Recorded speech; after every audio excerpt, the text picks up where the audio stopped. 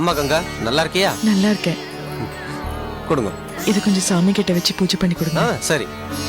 ஓம் ஸ்ரீமாத்ரே நமः, ஓம் ஸ்ரீ மகாராஜ்ஞே நமः, ஓம் வாசுதேஸ்வரே நமः, ஓம் சித்தக்னிகுண்ட சம்பூதாயே நமः, ஓம் காத்யாயனாய வித்மஹே கன்யாகுமாரி தீமஹி தன்னோ துர்கே பிரச்சோதயாத். சதமானம் பவதாய புருஷதேந்திரியே ஆயுஷேவேந்திரியே பிரதிதிஷ்டதி. நீ கண்டிப்பா எக்ஸாம்ல பாஸ் ஆகி கலெக்டர் ஆவம்மா.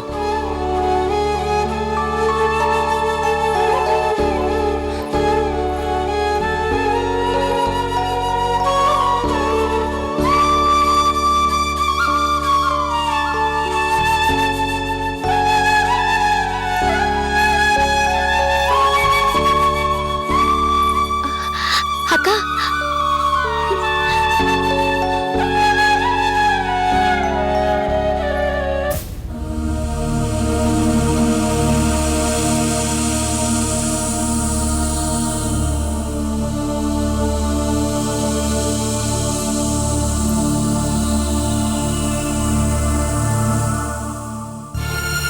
நல்லா இருக்கீங்களா அத்தை? அத்தை, நான் ஐஏஎஸ் பரீட்சை எழுத சென்னைக்கு போறேன். இந்த ஹால் டிக்கெட்டை சாமி கிட்ட வச்சு பூஜை பண்ணிட்டு போலான்னு வந்தேன். நான் நல்லபடியா எழுதிட்டு வரணும்னு நீங்களும் என்ன ஆசீர்வாதம் பண்ணுங்க அத்தை.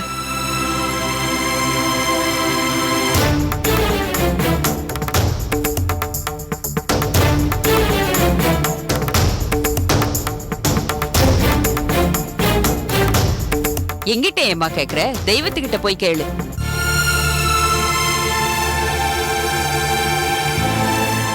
அத்தை, நீங்களும் எனக்கு தெய்வம் மாதிரி தான் அத்தை. எனக்கு 2 நல்ல வார்த்தை சொல்லி ஆசீர்வாதம் பண்ணுங்க அத்தை. என் மேல என்னத்த கோவம் உங்களுக்கு? உன் மேல எனக்கு என்னமா கோவம்?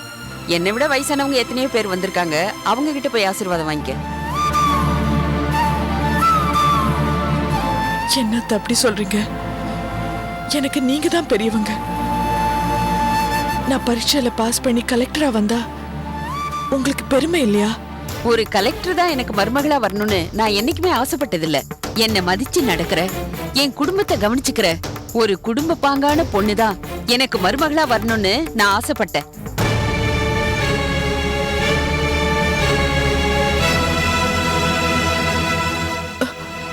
நீங்க சொல்ற எல்லா குணமும் என்கிட்ட இருக்காத்த. நீங்க விரும்புற மாதிரி நல்ல மருமகளா இருப்பேன். உனக்கு கலெக்டர் ஆகணும்னு மட்டும்தான் ஆசை இருக்கு. புருஷன் வீட்டுக்கு வந்து நல்ல மருமகளா வாழணுங்கிற ஆசை இருக்கிற மாதிரி எனக்கு தெரியல. அத்தை, நான் கலெக்டர் ஆவறது உங்களுக்கு விருப்பம் இல்லைன்னா சொல்லுங்க. இப்பவே இந்த ஹால் டிக்கெட்டை கிழிச்சு போட்டுடுறேன். அத்தை, நான் நம்ம வீட்டுக்கு வரணும். நீங்க சொல்ற வேலையெல்லாம் செய்யணும். நானே சமையல் பண்ணி உங்களை உட்கார வச்சு ஆசையா பரிமாறணும்னு ஒவ்வொரு நிமிஷமும் நினைச்சிட்டு இருக்கேன் அத்தை. நீ சொல்றதெல்லாம் உண்மையா இருந்தா இந்நேரம் என் வீட்டுக்கு வந்திருப்பியே. அத்தை, நான் ஒவ்வொரு நொடியும் நம்ம வீட்டுக்கு வரணும் தான் காத்துட்டு இருக்கேன் அத்தை. இப்ப வீட்டுக்கு வான்னு கூப்பிட்டீங்கன்னா இந்த நிமிஷமே வந்துருவேன். நானும் கூப்பிட மாட்டேன், நீயும் வர முடியாது. நீ என் வீட்டுக்கு வரணும்னா நான் சொன்னது நடக்கணும்.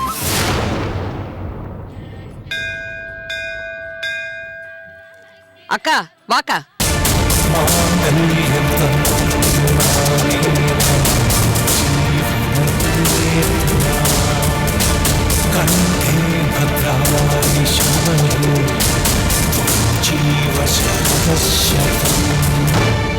ஏம்மா கங்கா, நாங்க தான் உன்னை மருமகளா ஏத்துக்கலையே, அப்புறம் எதுக்கு என் தங்கச்சி கிட்ட ஆசீர்வாதம் கேக்குற? இத பாருங்க, நீங்க என்ன சொன்னாலும் எங்க அக்கா அவங்களுக்கு மருமக தான். நீ ஞாபகப்படுத்தி தான் அது எனக்கு தெரியணுமாக்கும். அந்த மருமக உறவு தான் இல்லன்னு என் தங்கச்சி உங்க அப்பா கிட்ட தெளிவா சொல்லிட்டா இல்ல? இத பாரு, என் தங்கச்சி உன்னை வீட்டுக்கு வான்னு கூப்பிட போறது இல்ல. நீயும் அந்த வீட்டுக்கு போய் வாழ போறது இல்ல. நீ படிச்சவ, புத்திசாலி, சட்டப்புட்டு ஒரு முடிவுக்கு வா. நடக்காததை நம்பி உன் வாழ்க்கை கெடுத்துக்காத. முடிவா சொல்ற, நீ கற்பகத்துக்கு மருமகளா வாழணும்னு நினைச்ச, அது கனவுல கூட நடக்காது.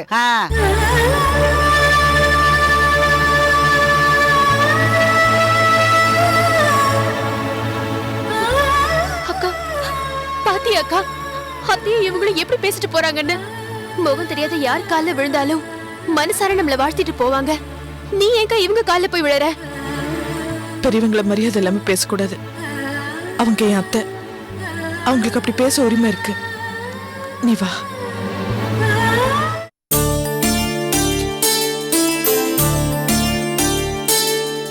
ஐயா, நீங்க இங்க எத்தனை நாளைக்கு தங்க போறீங்க? ஒரு 5-6 துணி எடுத்து வைக்கட்டுமா? என்ன எத்தனை நாளைக்கு தங்க போறீங்க? நீ தான் என் கூட வர்ற, உன் துணிமணி எடுத்து வை. நானா? நான் எதுக்குங்க ஐயா? கங்கா ஐஏஎஸ் பரீட்சை எழுத போறாமா? துணைக்கு போக வேண்டாமா? ஐயா, இந்த கல்யாண சமயத்துல தள்ளி வச்சாங்களே அந்த பரீட்சைங்களா? ஆமாம்மா, கங்காவுக்கு ஒரே சந்தோஷம். பரீட்சை எழுதி கலெக்டர் ஆயிடுவோன்னு ரொம்ப நம்பிக்கையோட இருக்கா. இருக்காதுங்களாயா? கலெக்டர் ஆகணுங்கிறதானே கங்காவோட லட்சியமே. ஐயா, நான் எதுக்குங்கய்யா உங்களோட சென்னைக்கு வரணும்? சுப்புலட்சுமியை கூட்டிட்டு போங்க. பாவம், அவ தான் வீட்டுக்குள்ளேயே அடைஞ்சு கிடக்குறா. என்னதான் நீங்க 4-5 தடவை மெட்ராஸ் கூட்டிட்டு போயிட்டு வந்துட்டீங்க. அவளை கூட்டிட்டு போனீங்கன்னா அவளுக்கும் இந்த சூழ்நிலையில கொஞ்சம் ஆறுதலா இருக்கும். நான் சொன்னம்மா, ஆனா அவன் என்ன சொன்னா தெரியுமா? அக்காவை கூட்டிட்டு போங்க, நான் இங்க இருந்து பிள்ளைங்களை பாத்துக்கிறேன்னு சொல்லிட்டா. சரிங்க, நான் என் துணிமணியெல்லாம் எடுத்துட்டு வந்துடுறேன். சரி, போய் எடுத்துட்டு வாமா.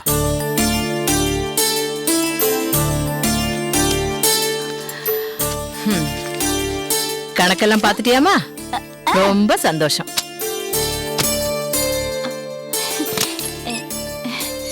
என்னத்த துணியெல்லாம் எடுத்து வைக்கிறீங்க? எங்கேயாவது வெளியூர் போறீங்களா? ஆமா, நானும் ஐயாவும் சென்னைக்கு போறோம். சென்னைக்கா? நானும் வராத்த.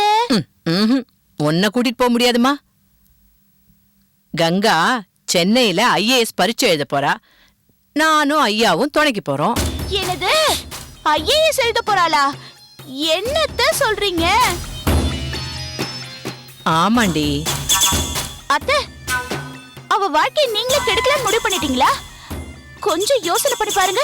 புருஷனை பிரிஞ்சிருக்கிற நேரத்துல கங்கா பரீட்சை எழுதணுமா? இந்த மாதிரி நேரத்துல தான் அவ போகணும். கங்கா சரியான முடிவை தான் எடுத்திருக்கா. வேற பொண்ணா இருந்தா அழுது வடிஞ்சு மூலையில உட்கார்ந்துருப்பா. ஆனா கங்கா ஐயாவோட பொண்ணு. மன உறுதியிலையும் பெருந்தன்மையிலையும் ஐயாக்கு சமம் அவ. அத்தை, கலெக்டர் படிப்பு ரொம்ப பெரிய படிப்பு. இந்த மாதிரி நேரத்துல எழுதி ஃபெயில் ஆயிட்டா அது நம்ம ஐயாக்கு தானே அசிங்கம். நீ ஒன்னும் கவலைப்பட வேண்டாம். என் பொண்ணு 10 கலெக்டர் படிக்க வேண்டிய படிப்பை தனியா ஒத்தாளா படிச்சிருவா. என்ன ஏமா, கிட்டத்தட்ட 3 லட்சம் பேர் எக்ஸாம் எழுத போறாங்க. அதுல பாஸ் ஆகுறது 100-200 தான். இதுல கங்கா எங்கம்மா பாஸ் ஆக போறா? என்னென்ன சொல்றது? நீ சொல்றதும் கரெக்டா தம்பி. இங்க பாருமா, தங்கச்சி படிப்புல தோத்து போகலாம், ஆனா வாழ்க்கையில தோத்து போகலாமா? அவளே புகுந்த வீட்டுல வாழ முடியாம பிறந்த வீட்டுல இருக்கா. இந்த நேரத்துல அவளுக்கு படிப்பு முக்கியமா அப்படின்னு இளவஞ்சி கேக்குறா இல்லடி? அம்மா, அண்ணி சொன்னா சரியா தான் இருக்கும். இப்ப கங்கா கலெக்டர் ஆகுறதா முக்கியம்? பொண்ணா போறதா புருஷன் வீட்டுல போய் வாழ்றதா முக்கியம்? ஏண்டா, அவ கலெக்டர் ஆயிட்டா புருஷ வீட்டுக்கு போய் வாழக்கூடாதுன்னு ஏதாவது சட்டம் போட்டிருக்கீங்களா என்ன? தப்பா நினைச்சுக்காதீங்க அத்தை. இங்க பாருங்க அத்தை, கங்கா கலெக்டர் படிப்புக்கு பரீட்சை எழுதுறது நல்லதுதான். ஆனா அவ பரீட்சை எழுதிட்டா அந்த கற்பகம் இல்ல, அதுக்கப்புறம் அவங்க வீட்டுக்கே கூப்பிட மாட்டாங்க. அப்புறம் கங்கா கடைசி வரைக்கும் நம்ம வீட்லயே இருக்க வேண்டியதுதான். கங்கா நம்ம வீட்டு பொண்ணு அத்தை, அதுவும் ஐயா பொண்ணு. அவ வாழையடி வாழையா வாழணும். அவ நல்லா இருக்கிறதுக்கு என்ன செய்யணுமோ அத செய்யறதை விட்டுட்டு இப்ப பரீட்சை எழுத போறா அப்படின்னு சொன்னா அவ வாழ்க்கை தானே கெட்டு போகும். ஐயோ மருமகளே, எனக்கு ஒன்னு அப்படியே கட்டி பிடிச்சு முத்தம் கொடுக்கணும் போல இருக்கு. அடாடாடாடா, கங்கா நம்ம வீட்டு பொண்ணு, அவ வாழையடி வாழையா வாழணும்னு சொன்னியே. ஆஹா, அதுவும் ஒம்பாயால சொன்னியே. ஐயோ, எனக்கு எவ்வளவு பெருமையா இருக்கு தெரியுமா? அம்மா, நீங்க என்னதான் பெருமையா நினைச்சாலும் கங்கா கழுத்துல கலெக்டர் தாலி கட்டிட்டு வீட்டுக்கு கூட்டிட்டு போகாம கல்யாண மண்டபத்திலே விட்டுட்டு போனதை நினைச்சா மனசுக்கு ரொம்ப கஷ்டமா இருக்குமா? அம்மா, இன்னொரு முக்கியமான விஷயம். கலெக்டரோட அம்மா சாதாரண காரணத்தை சொல்லி தங்கச்சியை விட்டுட்டு போறாங்கன்னா அதுல ஏதோ ஒரு உள்நோக்கம் இருக்குமா? ஐயோ மாமா, இதுல உள்நோக்கம் இல்ல வெளிநோக்கமும் இல்ல. அந்த கற்பகத்துக்கு ஆரம்பத்துல இருந்தே கங்காவை பிடிக்கல. ஏதோ பையன் விரும்பிட்டானே, எப்படி கழட்டி விடுறதுன்னு நினைச்சிருக்காங்க. சமயம் பார்த்து காலை வாரி விட்டாங்க. பாவமா தங்கச்சி, அவளை எப்படியாவது வாழ வைக்கணும். ஏமா, இதையெல்லாம் சுப்புலட்சுமி சித்தி எப்படித்தான் தாங்கிக்க போறாங்களோ. அவங்க தான் அழுத கண்ணும் தொடச்சு கையம்மாவே இருப்பாங்க.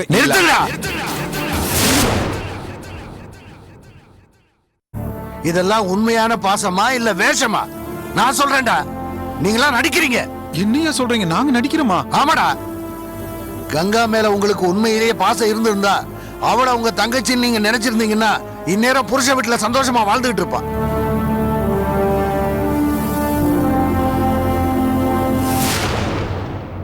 கங்கா புருஷ வீட்டுக்கு போகாம இருக்கிறதுக்கு ஒரு விதத்துல நீங்க தான்டா காரணம். கல்யாணத்துல என்னடா பண்ணீங்க சொல்லுங்கடா. என்ன பண்ணீங்க? ஒதுங்கி நின்னு வேடிக்கை பார்த்தீங்க. கல்யாணத்துல சண்டை வந்து எல்லாரும் மண்டபத்தை விட்டு வெளியில போனாங்க. நம்ம தங்கச்சி கல்யாணம் நல்லபடியா நடக்கணும்னு நீங்க நினைச்சிருந்தா போறவங்க காலில் விழுந்து தடுத்திருக்கணும். ஆனா நீங்க கூட்டத்தோட கூட்டமா சேர்ந்து ஒன்னா வெளியில போனீங்க.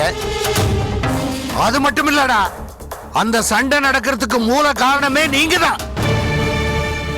ஐயா, நம்ம பாரம்பரியம் என்ன, உங்களோட புகழ் என்ன, பெருமை என்ன, அதையெல்லாம் கெடுக்கிற மாதிரி எங்கிருந்தோ வந்த ஒருத்தி உங்க மருமகளை மலடிங்கிறா. அதை கேட்டதுக்கு அப்புறம் எங்களை அங்க இருக்க சொல்றீங்களா?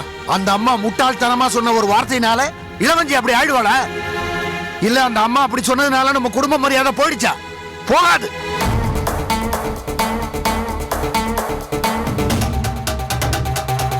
டேய், நம்ம குடும்ப கௌரவம், அந்தஸ்து, மரியாதை இதெல்லாம் எத்தனை தலைமுறை வந்தாலும் அப்படியே இருக்கும்டா.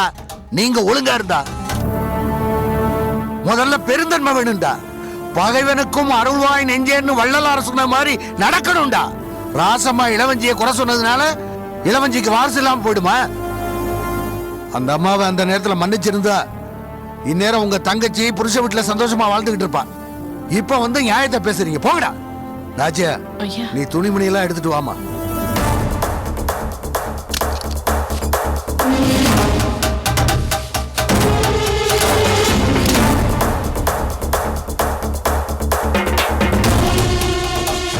என்னடி இளவஞ்சி சோகமா மூஞ்சி வச்சிருக்கிற? நீயும் கங்கா கலெக்டர் ஆக கூடாதுன்னு எவ்வளவோ பேசி பார்த்த. ஒன்னும் நடக்கல. அவ கலெக்டர் ஆகணுங்கிறது விதி. அதை யாரால மாத்த முடியும்? ஏண்டி, எதுக்கு இத பத்தி ஒரு வார்த்தை மாமா கிட்ட பேசி பாப்போமா? எல்லாம் எனக்கு வந்து சோதனைங்க. கங்கா கழுத்துல தாலி ஏறக்கூடாதுன்னு நினைச்சோம், ஏறிடுச்சு. இப்ப பரீட்சை எழுதக்கூடாதுன்னு நினைக்கிறோம், ஆனா எழுதி பாஸ் ஆக போறா. அதனால அவ பரீட்சை எழுதட்டும்னு நினைப்போம், பாஸ் ஆகட்டும்னு நினைப்போம். அப்பதான் அவ பரீட்சை எழுத மாட்டா. அப்படியே எழுதினாலும் பாஸ் ஆக மாட்டா. ஆமா, பாஸ் ஆக மாட்டா. ஏண்டா தம்பி, மாத்தி யோசிக்கணுங்கிறது இதுதான்டா.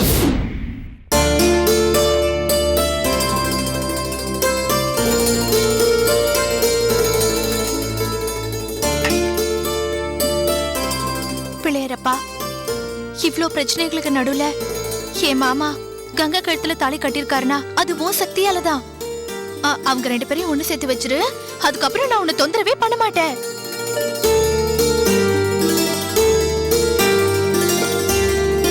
பிள்ளையரப்பா, கங்காவையும் என் மாமாவையும் ஒண்ணு சேர்த்து வச்சுட்டேன்னா உனக்கு 108 தேங்காய் உடைச்சி சந்தன காப்பு சாத்தி அழகு பாக்குறேன்.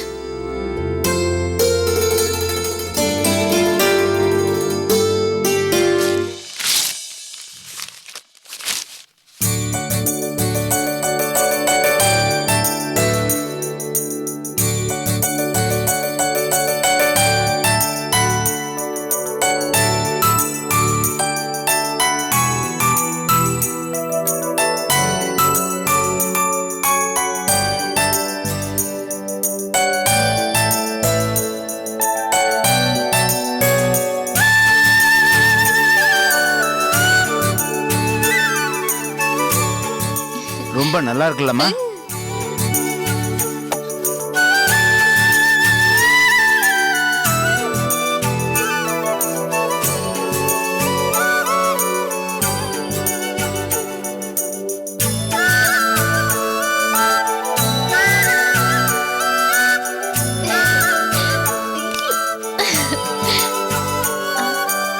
என் கண்ணே பற்றும் போல இருக்கு. ஒரு போட்டோ மாட்டிட்டோம். இந்த போட்டோவை எங்க மாட்டுறது? மாமா எப்பவுமே ரூம்ல தான் இருப்பாரு, அங்க மாட்டுவோம்.